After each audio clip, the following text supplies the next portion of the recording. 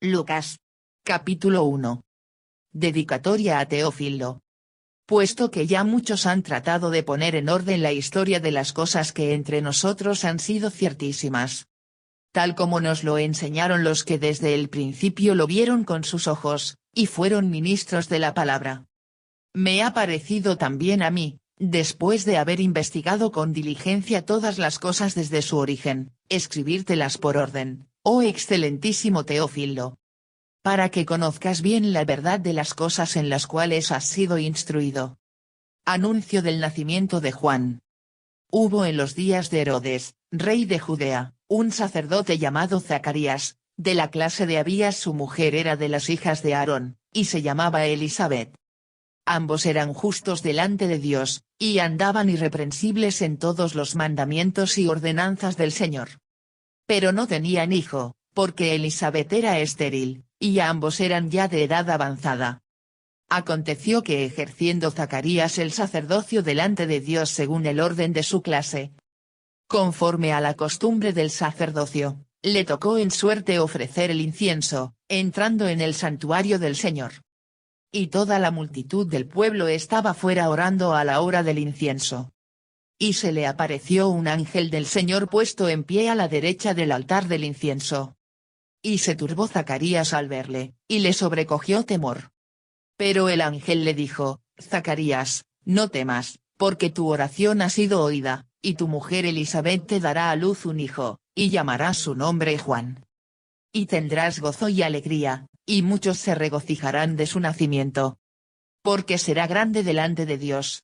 No beberá vino ni sidra y será lleno del Espíritu Santo, aún desde el vientre de su madre. Y hará que muchos de los hijos de Israel se conviertan al Señor Dios de ellos. E irá delante de él con el espíritu y el poder de Elías, para hacer volver los corazones de los padres a los hijos y de los rebeldes a la prudencia de los justos, para preparar al Señor un pueblo bien dispuesto. Dijo Zacarías al ángel: ¿En qué conoceré esto? Porque yo soy viejo, y mi mujer es de edad avanzada.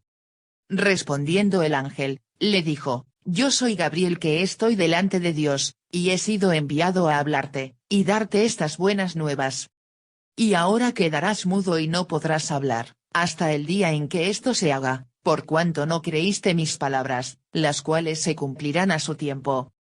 Y el pueblo estaba esperando a Zacarías, y se extrañaba de que él se demorase en el santuario. Pero cuando salió, no les podía hablar, y comprendieron que había visto visión en el santuario. Él les hablaba por señas, y permaneció mudo. Y cumplidos los días de su ministerio, se fue a su casa. Después de aquellos días concibió su mujer Elisabet, y se recluyó en casa por 5 meses, diciendo: Así ha hecho conmigo el Señor en los días en que se dignó quitar mi afrenta entre los hombres. Anuncio del nacimiento de Jesús. Al 6º mes el ángel Gabriel fue enviado por Dios a una ciudad de Galilea, llamada Nazaret, a una virgen desposada con un varón que se llamaba José, de la casa de David, y el nombre de la virgen era María. Y entrando el ángel en donde ella estaba, dijo: Salve, muy favorecida. El Señor es contigo, bendita tú entre las mujeres. Mas ella, cuando le vio, se turbó por sus palabras, y pensaba qué salutación sería esta. Entonces el ángel le dijo: María, no temas, porque has hallado gracia delante de Dios. Y ahora, concebirás en tu vientre, y darás a luz un hijo, y llamarás su nombre Jesús. Este será grande, y será llamado Hijo del Altísimo, y el Señor Dios le dará el trono de David su padre. Y reinará sobre la casa de Jacob para siempre, y su reino no tendrá fin. Entonces María dijo al ángel: ¿Cómo será esto? Pues no conozco varón. Respondiendo el ángel, le dijo: El Espíritu Santo vendrá sobre ti, y el poder del Altísimo te cubrirá con su sombra, por lo cual también el santo ser que nacerá, será llamado Hijo de Dios. Y he aquí tu parienta Elisabet, ella también ha concebido hijo en su vejez, y este es el 6º mes para ella, la que llamaban estéril. Porque nada hay imposible para Dios.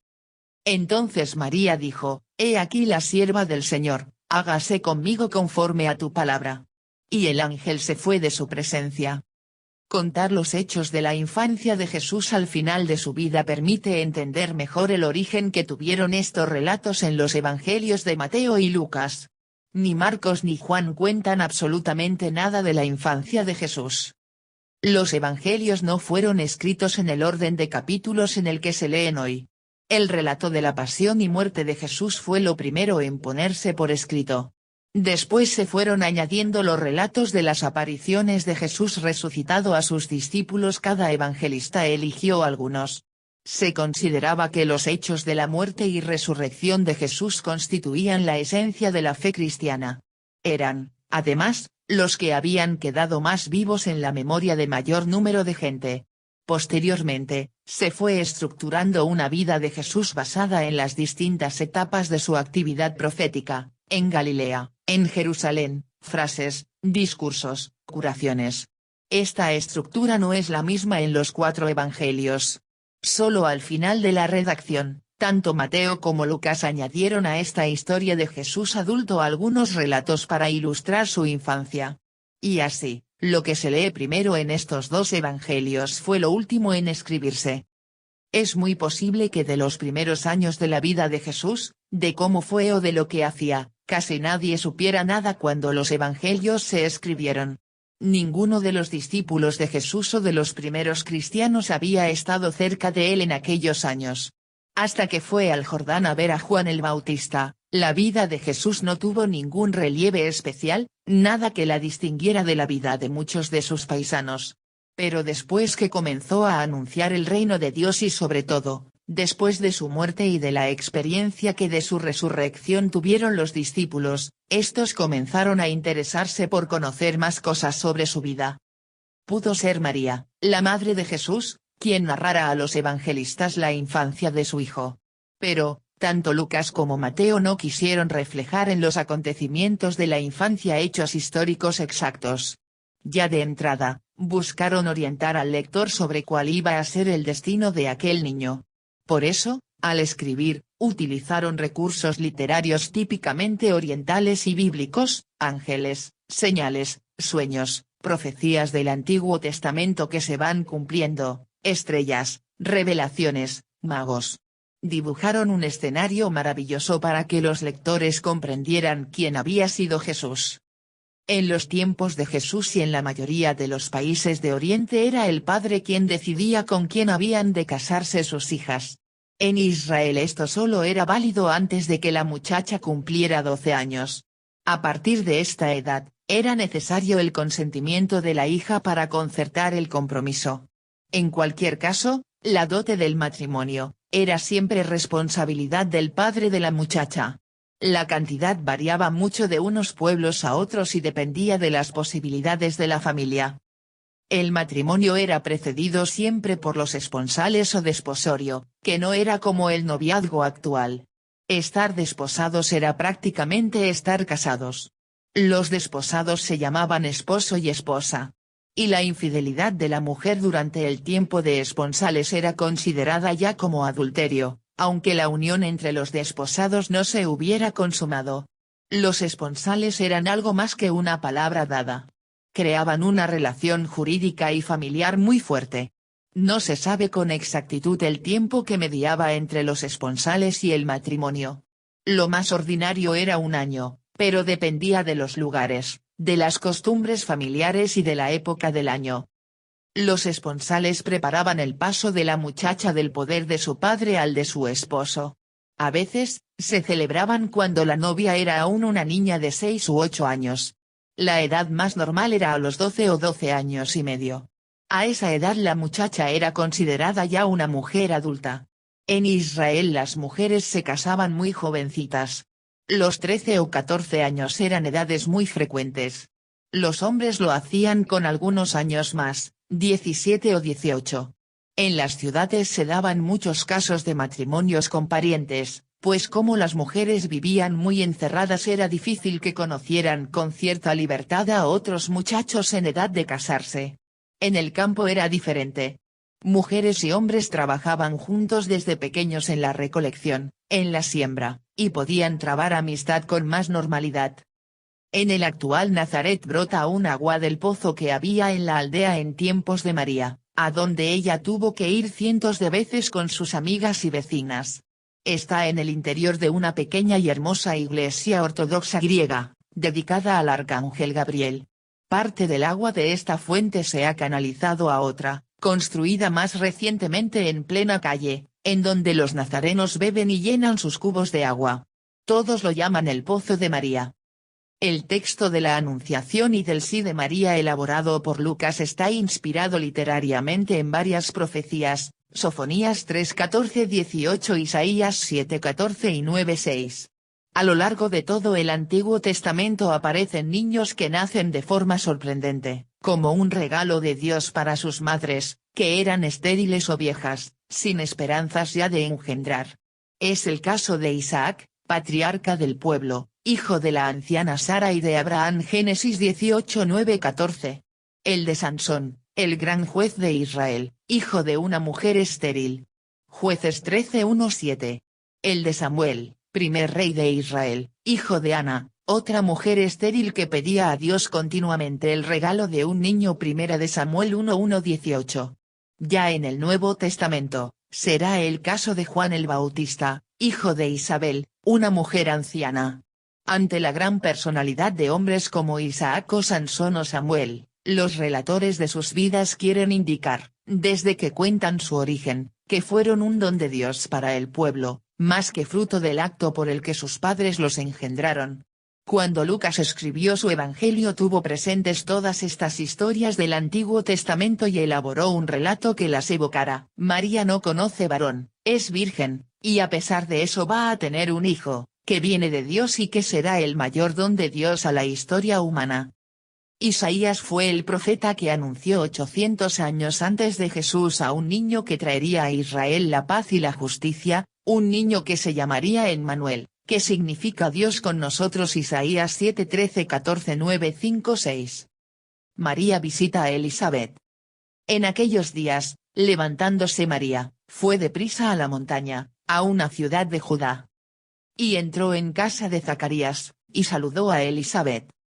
Y aconteció que cuando oyó Elizabeth la salutación de María, la criatura saltó en su vientre, y Elizabeth fue llena del Espíritu Santo. Y exclamó a gran voz, y dijo, bendita tú entre las mujeres, y bendito el fruto de tu vientre. ¿Por qué se me concede esto a mí, que la madre de mi Señor venga a mí? Porque tan pronto como llegó la voz de tu salutación a mis oídos, la criatura saltó de alegría en mi vientre. Y bienaventurada la que creyó, porque se cumplirá lo que le fue dicho de parte del Señor. Entonces María dijo: engrandece mi alma al Señor. Y mi espíritu se regocija en Dios mi Salvador. Porque ha mirado la bajeza de su sierva. Pues he aquí, desde ahora me dirán bienaventurada todas las generaciones. Porque me ha hecho grandes cosas el poderoso. Santo es su nombre. Y su misericordia es de generación en generación. A los que le temen. Hizo proezas con su brazo. Esparció a los soberbios en el pensamiento de sus corazones. Quitó de los tronos a los poderosos. Y exaltó a los humildes. A los hambrientos colmó de bienes. Y a los ricos envió vacíos. Socorrió a Israel su siervo. Acordándose de la misericordia. De la cual habló a nuestros padres. Para con Abraham y su descendencia para siempre. Y se quedó María con ella como 3 meses, después se volvió a su casa. Nacimiento de Juan el Bautista. Cuando a Elizabeth se le cumplió el tiempo de su alumbramiento, dio a luz un hijo. Y cuando oyeron los vecinos y los parientes que Dios había engrandecido para con ella su misericordia, se regocijaron con ella. Aconteció que al 8º día vinieron para circuncidar al niño. Levítico 12:3 y le llamaban con el nombre de su padre, Zacarías. Pero respondiendo su madre, dijo, no, se llamará Juan. Le dijeron, ¿por qué? No hay nadie en tu parentela que se llame con ese nombre. Entonces preguntaron por señas a su padre, ¿cómo le quería llamar? Y pidiendo una tablilla, escribió, diciendo, Juan es su nombre. Y todos se maravillaron. Al momento fue abierta su boca y suelta su lengua, y habló bendiciendo a Dios. Y se llenaron de temor todos sus vecinos, y en todas las montañas de Judea se divulgaron todas estas cosas. Y todos los que las oían las guardaban en su corazón, diciendo, ¿quién, pues, será este niño? Y la mano del Señor estaba con él. Profecía de Zacarías. Y Zacarías su padre fue lleno del Espíritu Santo, y profetizó, diciendo: Bendito el Señor Dios de Israel, que ha visitado y redimido a su pueblo. Y nos levantó un poderoso Salvador en la casa de David su siervo, como habló por boca de sus santos profetas que fueron desde el principio. Salvación de nuestros enemigos, y de la mano de todos los que nos aborrecieron, para hacer misericordia con nuestros padres, y acordarse de su santo pacto, del juramento que hizo a Abraham nuestro padre, que nos había de conceder, que, librados de nuestros enemigos, sin temor le serviríamos, en santidad y en justicia delante de él, todos nuestros días. Y tú, niño, profeta del Altísimo serás llamado, porque irás delante de la presencia del Señor, para preparar sus caminos, para dar conocimiento de salvación a su pueblo, para perdón de sus pecados, por la entrañable misericordia de nuestro Dios, con que nos visitó desde lo alto la aurora, para dar luz a los que habitan en tinieblas y en sombra de muerte, para encaminar nuestros pies por camino de paz. El parentesco que tradicionalmente se ha establecido entre Isabel, la mujer de Zacarías, y María, la madre de Jesús, no es un dato histórico comprobable. En todo caso, fueran o no parientes, el evangelista Lucas las hubiera hecho aparecer relacionadas por vínculos familiares. Con ello, más que hablar de lazos de sangre, está indicando los lazos espirituales que unieron al hijo de Isabel, Juan el Bautista, con Jesús, el hijo de María. Los dos pertenecieron a la tradición de los grandes profetas de Israel, hombres de Dios y de su pueblo. Según una antigua tradición de unos 500 años después de Jesús, Juan el Bautista habría nacido en Ain-Karem, una aldea situada en las montañas de Judea, a unos 7,5 kilómetros al oeste de Jerusalén. En esta zona crecen en abundancia los viñedos y los olivos. Ain-Karem quiere decir la fuente del viñedo. El paisaje es muy hermoso por la fertilidad de la tierra, que contrasta con el desierto de los alrededores. Entre las muchas iglesias y conventos que se han edificado allí en recuerdo del Bautista, destacan la de San Juan, en la que estaría el lugar donde nació el profeta, y la de la Visitación, grande y rodeada de jardines, donde estaría la casa de Isabel y Zacarías. A todo lo largo del claustro de esta iglesia se pueden ver mosaicos con el texto del canto de María, el Magnificat, escrito en varios idiomas. Zacarías, esposo de Isabel y padre de Juan el Bautista, era sacerdote. Además de la aristocracia sacerdotal de Jerusalén, había en Israel una gran masa de simples clérigos. Se calculan más de 7,000 en todo el país, aunque en Galilea había muy pocos. Para ser sacerdote no se podía tener ningún defecto físico y era necesario estar entroncado con la familia de Aarón, el hermano de Moisés.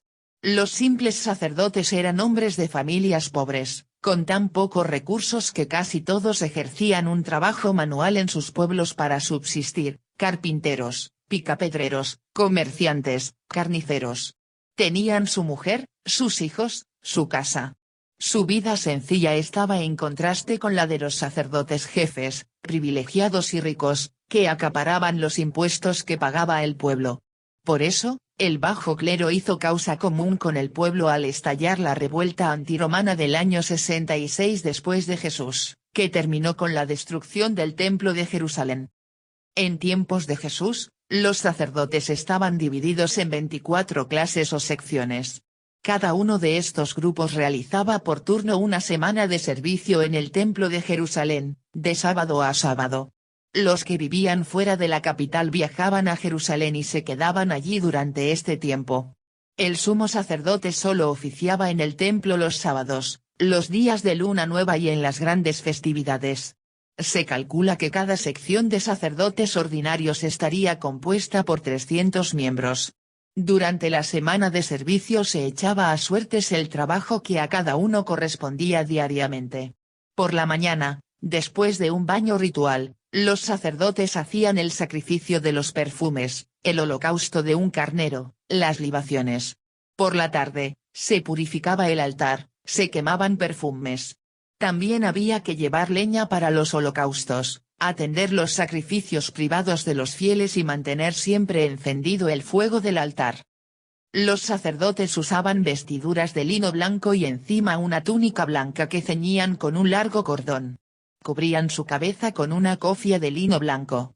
Zacarías, el padre de Juan el Bautista, pertenecía al grupo o familia de Abías y estaba ofreciendo perfume de incienso a la hora del sacrificio de la tarde, cuando supo que Isabel, su mujer, le iba a dar un hijo. El canto de María, el Magnificat, está inspirado en el canto de Ana, madre de Samuel, el último juez de Israel. Primera de Samuel 2:1-10 y en otras expresiones de los Salmos, de los profetas y del libro del Génesis. Para escribir el relato del nacimiento de Juan el Bautista, el evangelista Lucas también se inspiró literalmente en el nacimiento milagroso de Samuel. Primera de Samuel 1:1-28. Isabel y Ana, la madre de este profeta, eran estériles cuando quedaron embarazadas. Y el niño crecía, y se fortalecía en espíritu, y estuvo en lugares desiertos hasta el día de su manifestación a Israel.